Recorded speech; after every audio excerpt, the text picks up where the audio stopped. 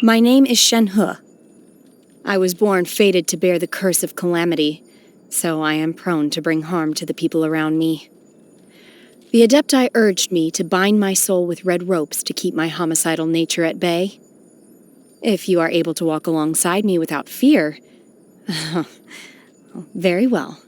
Now, give me your hand. The assumption that every person has somewhere to call home is naive. I got used to living in the mountains alongside the birds and beasts a long time ago. Mind be purged, world be saved. My pole arm doesn't distinguish friend from foe, and there is clearly a limit to the red rope's power. That's why I loathe crowded areas. In the mortal world at times like these, is it not customary to use an umbrella? The sky is clearing up, and so is my mood. I just hope no one shows up to bother me. If they do, I'll just make them disappear. In this weather, I can freeze monsters in place and simply let the lightning bolts take care of the rest. A good way to not get my clothes dirty. Yes, this reminds me of Master. She loves to ride the swift winds of Qingyun Peak. Good morning. The dew is very sweet today. Would you like some? If you feel fatigued after lunch, you should try meditating. It's very effective. Do you prefer the artificial light of the cities and towns, or the moonlight in the mountains? Feel free to rest. I'm a light sleeper. If I hear anything in the vicinity, I'll investigate it for you.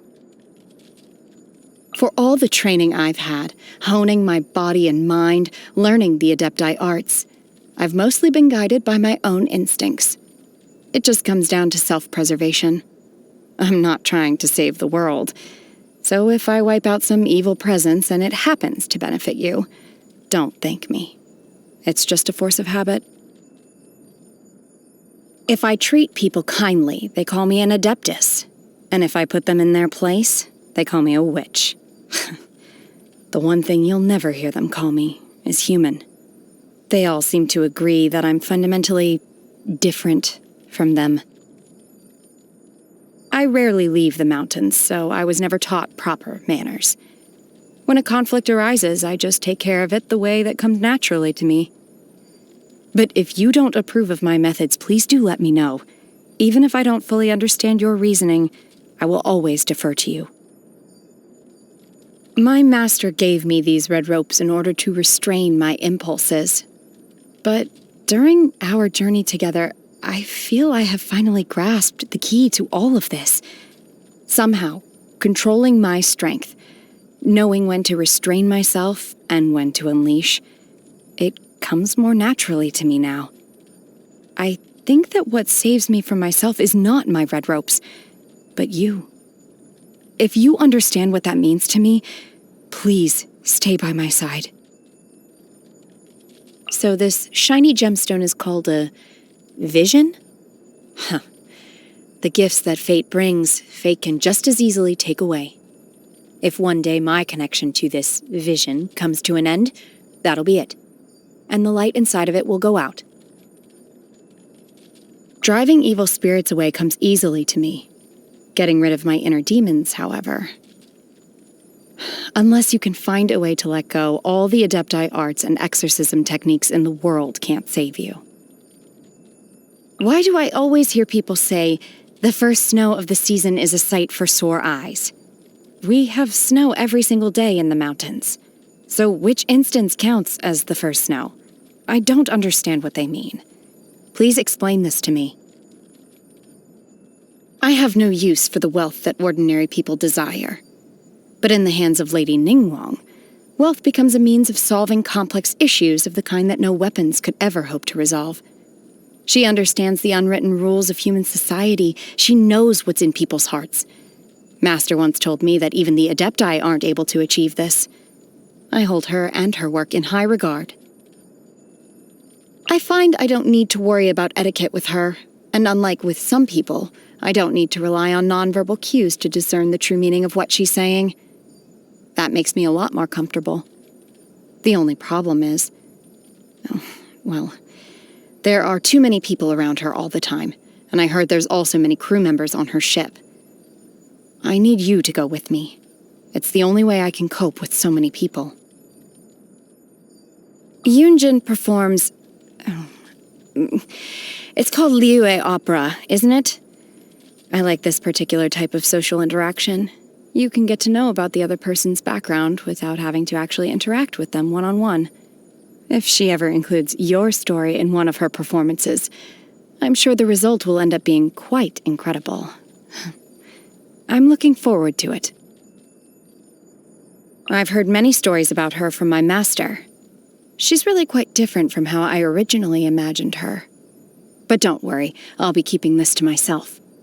Speaking of Ganyu, her work in Liue Harbor is unbelievably busy. It seems that there is a price to pay for those who want to integrate into the mortal world. It's hard for me to believe that I still have living relatives in this world. If he has any difficulties with his training, I am more than willing to help enlighten him. However, he will need to meet me alone in the mountains. Their family is too... sociable. I wouldn't know how to turn down their invitations without being impolite. I've seen him lean over to you and whisper things in your ear. If he dares threaten you, I will make sure he... You mean it's just an in-joke between friends? Genuinely? That gentleman claims to be immortal, yet is very familiar with my master, who is an adeptus. Master once said, "If you see him drinking on a stone stool in front of my abode, do not disturb him. Let him sit quietly for a while." And that's precisely what I did. The quality of his medicinal herbs is as good as it gets. He is also easygoing and considerate of others. By comparison, the little snake on his neck has no filter at all. Don't worry. I didn't lift a finger against it. I won't go as far as getting into a quarrel with a snake. I often see her wandering in the woods singing strange songs. Actually, I must have heard all of her songs several times each by now. I'm used to her singing, but I still find it strange. That being said, I don't hate it either. My first impression of him was that he's not one to smile. After meeting him again more recently, however, he's still as reserved as ever, but he seems a lot more relaxed now. Maybe he met someone special. Please don't pay any heed to the way most people refer to me. I am not an adeptus and don't possess any divine abilities. I was born in a branch family of a clan of exorcists and grew up in the mountains far away from Liue Harbor. I am but an adeptus disciple, nothing more, nothing less. When faced with delinquents who are just out to cause trouble, most people will try to reason with them. This course of action perplexes me. Removing the root of the problem and disposing of these ill-intentioned fools seems like the obvious course of action. Why do common folks prefer the labor-intensive route? I am the apprentice of multiple adepti, and have trained alongside them. After a certain point, however, they stopped teaching me new techniques, and started focusing on how to control my intense homicidal urges. Oh, don't be nervous. Yes, craters have been left in the ground, and giant trees have been uprooted.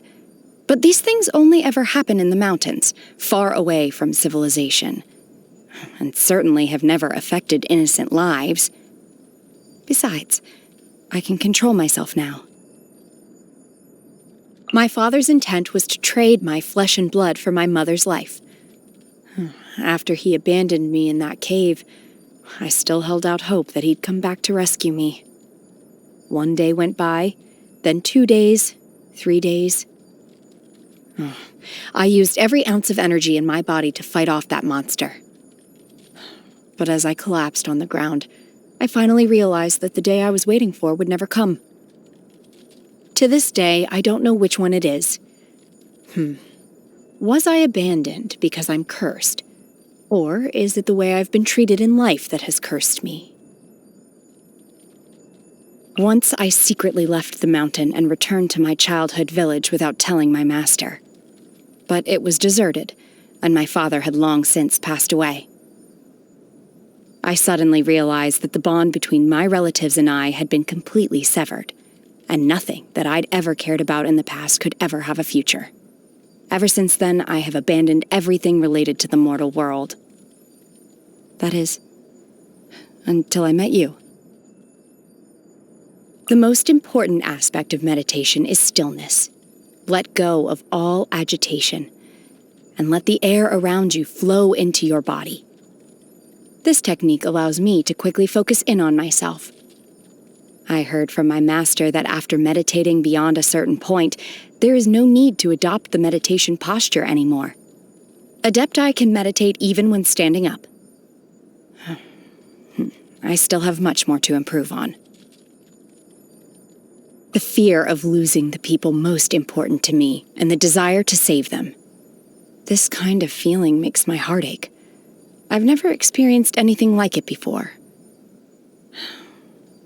It's a burden, yes, but it's also something to hold on to. I've sampled numerous dishes during my time away from the mountains, but the truth is that I don't really remember how they taste. The only dish I can never forget the flavor of is that bowl of noodles I ate at home so long ago. I shouldn't have to remember that. Why do I have to remember that? Chew medicinal herbs for long enough, and you can only taste the bitterness. In all the years I trained under the Adepti, I had to abstain from all kinds of things, and to a point I got used to it. But them? The common delights of the mortal realm pose no hindrance to the Adepti. Thus, we may indulge in all manner of dishes as we please. These are the exact words my master said. This taste. Is it really meant for me? The food you cook is indisputably delicious. I can't refuse it. No matter. I'm used to this kind of flavor after all. I've been told that birthdays are important occasions for most people. They give presents to celebrate the anniversary of the other person's birth. Material possessions aren't really my thing, but the view of the starry night sky in the mountains is the most beautiful thing I've ever seen in my life. I've frozen this lake and turned it into a mirror, so you can appreciate the reflection of the fleeting clouds and distant stars right up close. This is my way of celebrating your birthday. Hope you like it. The power I harness, it grows stronger. If my master were to learn about this, she'd probably have me add some more red ropes. I haven't been training as single-mindedly lately, and yet it's as if I'm growing stronger and stronger without making a conscious effort. I'm left to assume the only way for me to achieve this is by your side. I once believed that freeing my mind from all agitation was the only way to overcome. But after everything I've experienced recently, I finally understand. Only when the right things weigh on your mind can the desire to protect awaken inside of you. And that turns your power into something meaningful.